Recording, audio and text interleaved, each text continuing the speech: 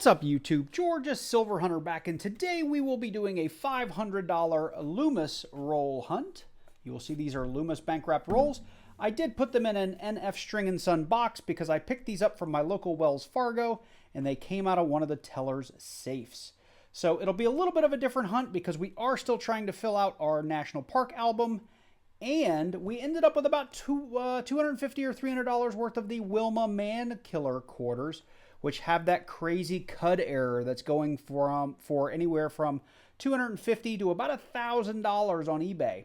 So we will definitely be showing a lot of openings of these rolls, and I'm hoping to find another one. I actually did find one a couple of weeks ago, and I sold it on eBay pretty successfully for over $250. So that said, let's hope we find one of those. I'll stop talking, and let's jump into these quarters. So before I get into that first roll, I did want to show you my quarter album. This is the book. It's the National Parks Quarters Collector's Folder. I do like it because it does Philadelphia and Denver mints, and it is only from 2010 to 2021. And just really quickly, we are missing 4 quarters from the Philadelphia side from 2010 to 2012. And we are missing, it looks like, 2, 4, 6, we're missing 7 quarters between 2010 and 2013 on the Denver side. So we will be on the lookout for those. And if you are interested in that album, I will post a link to it in the description down below. It was on sale at Amazon the other day for about $4 and change, like almost a little less than $5. So with that said, I'm going to film a bunch of these Mankiller rolls. I will think about how I'm going to edit it depending on how many, because there's so many rolls. But I'm hoping if I do get one of those crazy CUD errors that I catch it on camera. So you may see just me jump to $250, $300 into this box if we don't find anything. That Mankiller error, it is a huge CUD crack through the top of the coin. The really valuable one has another crack through this star on the back, and it's a pretty bad grease strike. The other thing that we could look for, and I'm not going to spend a lot of time on it in this hunt, is that there is a drooling George error where there's a little die chip on George's mouth, and there is a die chip in Mankiller's hair. I'm not going to spend a lot of cycles looking for that on every coin because they are fairly common errors.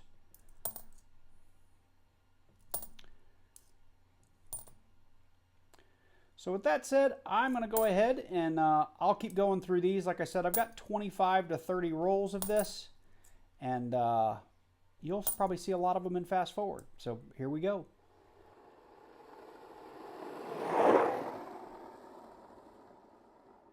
So we did find one with the die chip in the hair. I will see if you can see it here on this magnification. Here, let me even zoom in a little bit. If not, I will put a screenshot of the shot of it under the scope here on the screen so you can see it, but I'll put this one aside just so you guys see an example of that die chip in the hair.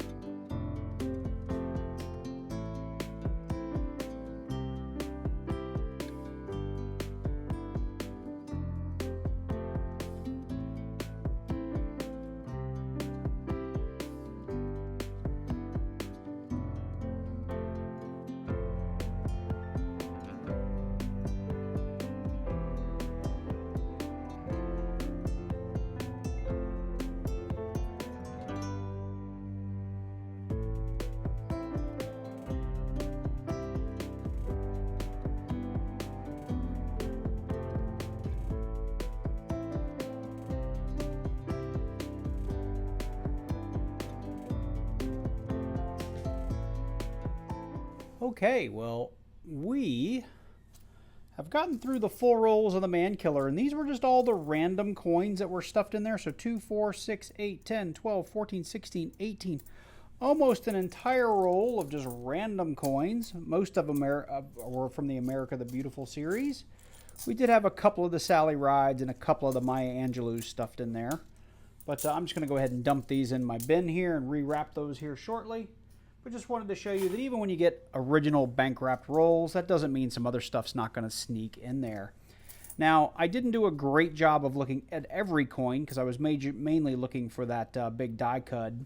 But 2, 4, 6, 8, 10 specimens I found are all very similar of the die chip in the hair, which we'll look at under the scope at the end.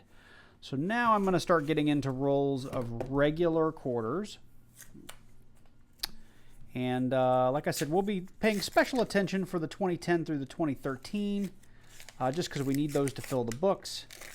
And of course, we're always on the lookout for things like silver, any kind of San Francisco proof or business strike, as well as a lot of the common state and America the Beautiful errors that we're typically looking for. So like here's one of our, that's a 2014 Denver. I'll put that aside. So really anything up through 2014 I'll keep just to make sure it doesn't go in the book. Of course, the other major thing we are looking for is our W West Point quarters, because those come with a tremendous premium online on eBay. So always going to keep an eye out for those. There's a 2012 Philly. We definitely want to hang on to that. I think I've already got it, but anything in that time range we want to hang on to. That's just a Philly. So I'm going to get through this roll on camera, and then I will go off camera and just start bringing you guys in for the finds, which hopefully we have some, but we don't have many rolls to go. We've only got about 20 rolls left. So hopefully we get lucky and find a couple of interesting things for you guys. To 2003. For some reason I thought that was a little bit newer, so that's going to be the Puerto Rico Philly. I think I've got that as well, but we'll put it aside. There's our Maya Angelou. It's one of the 2022 women's quarters. And I really should be looking for that extra earring and that bird's nest, but I'm really just not that interested in finding it because it's not worth that much. And I have found so many of the other drooling Georges. All right. My stack's getting too big. I got to roll up some quarters. So I'm going to go off camera and start going through these rolls. And if I find something interesting, you'll be the first to know. Well, unfortunately, we've reached the end of the box. And this was a pretty bad quarter box. I've actually, the last couple of weeks, boxes have been real slow for me. Which is unusual because I usually find a ton of stuff in quarters. We did get 3 of the Bicentennial. Let me come here. 3 of the Bicentennial Denvers. We did get 4 of the Bicentennial Philadelphias. I typically hang on to those and make rolls. Lately, I've been throwing back, like this is kind of a cruddy one. I'll throw that back. But any of the ones that look halfway decent, I hang on to and make rolls out of. We did get a book filler with this 2012 Philadelphia, New Mexico. Will go in the book, and we'll punch that down in the end. I did find an upgrade for this 2017 Denver, New Jersey. And I'll take you over to the scope here. I'm sure I had a lot more of these while hunting the Wilma Mankillers, but I just kind of stopped after just randomly and pulled a few of these. I think I ended up with 10 of them. I can probably just show you here on the camera without getting over to the scope, but you can see the little die chip in the hair right there. They're not worth a lot of money. I mean, I'll put it up on the screen. Actually here, I'll just go ahead and put it under the scope to make it a little easier to see. But you can see right there in the crook of the hair, there is a die chip in there, and that is supposed to be a nice, clean, empty space. I'll put it up on the screen for eBay prices, but it's not very much money as far as I know. And like I said, I probably had way more than 10 in all the rolls that we hunted. So I'm going to go ahead, and I'm not going to punch in the book just yet. I'm going to close those up, take them back to the bank, and hopefully get some more rolls tomorrow. And we'll go ahead and add on to the end of this video. So we were able to source another box of quarters from a Wells Fargo that was quite a bit further away from my house. And these appear to be either Brinks or maybe Wells Fargo wrapped. I'm not sure. They're definitely not Loomis. I want to say this is Brinks wrapping, but I'm not sure. If you know, let me know in the comments down below. But we're going to go ahead and jump into these quarters, and hopefully we see a little bit of a return to form, because my last couple of quarter hunts have not gone well, that last box in particular. I did open that at the bank because I wanted to make sure that we had circulated rolls, which we do. And we'll be looking for all the things that I talked about at the beginning of the video. So let's keep going.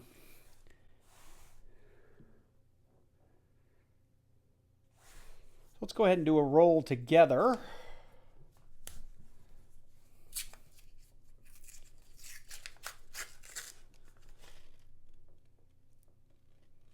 So no silver, which is not unusual.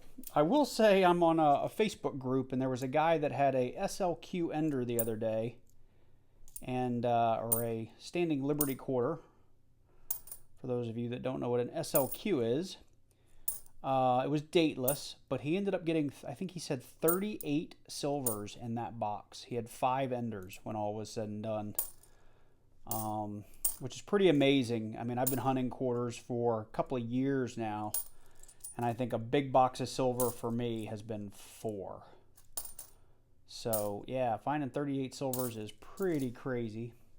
So 1965, I'll check that under the scope for the DDO and DDR. I tell you, since I found that CUD error on the Wilma Mankiller, I'm just dying to find another one of those. It's just so valuable. And I've heard they're being found pretty regularly in Florida, Georgia, Tennessee. I don't know if that's true. That's just kind of what I've heard through the community and on Facebook and stuff like that. But I'd love to find me another one. Okay, well, I will go off camera, and I will bring you guys in as soon as we find something interesting. We just wrapped up roll number 5. Here's all my discards, but I do have one Wilma Mankiller quarter under the scope here, and it's one of the Drooling George errors, but it reminds me a little bit of the Joker with a let me tell you how I got these scars, right? He's got some that go through his lips there, and we have a really long and skinny die chip right down the corner of the mouth. Most of them don't quite present this way, but it did look like something right out of something horrible, so thought I would share. So we're into roll 20, and unfortunately this box has been pretty slow like the last one. We do have 3 Philadelphia Bicentennials. I did bring you in for that one very strange looking Drooling George. Since then I have found, and I think you can see this just with the camera, another one of those die chip Wilma Mankillers. And I did get a Maya Angelou Drooling George with actually a pretty darn big die chip there. I find a lot of these. I'm just pulling you in because it's the first one of the Maya Angelous I found in this box. But the main reason I'm bringing you in is we do have a book filler. So this what is this? It's the 2011 Mississippi. I'm over here on my Philadelphia side of my book. And look at that. We need that 2011 Mississippi. I'm going to just keep it aside and we'll put it up here on the board. But it's nice to finally find some book fillers. We are on roll 22, and I'm actually bringing you in. We're towards the end of the roll, and I'm going to show you 2 coins. One, I think I have something. The other one, I don't think I do. But let's start with what I do know. So this is the 1999 Delaware Spitting Horse. If you've never seen one, let me get it here under the scope for you. You can see right there coming out of the horse's mouth a little die crack that runs right on through to the A, and depending on how I get the light on it, you can see it runs almost all the way to the edge of the coin. So this is the Spitting Horse, and this quarter is not in terrible condition. We'll check values for something like this at the end of the video. The second coin that I have here is a 1965. There's the 9 just so you can see it. This coin is in pretty horrible condition.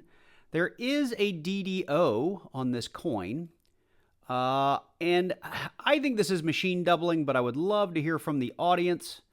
You can see here in the R that we do have some doubling right in here. You can see sort of the parts of an R underneath this, and a little bit here underneath the R. And then if I come over here to the E, we do have a little bit of a double E underneath here. And I want to say even on the B, we've got just a little bit of doubling.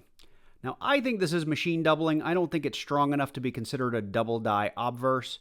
But if you know more than I do, let me know down in the comments down below. I have compared this to Variety Vista, and there are no images that resemble this particular type of doubling. And just my knowledge of machine doubling, this is more likely what this is. But I didn't want to pass this coin without showing it to you guys and getting your opinion.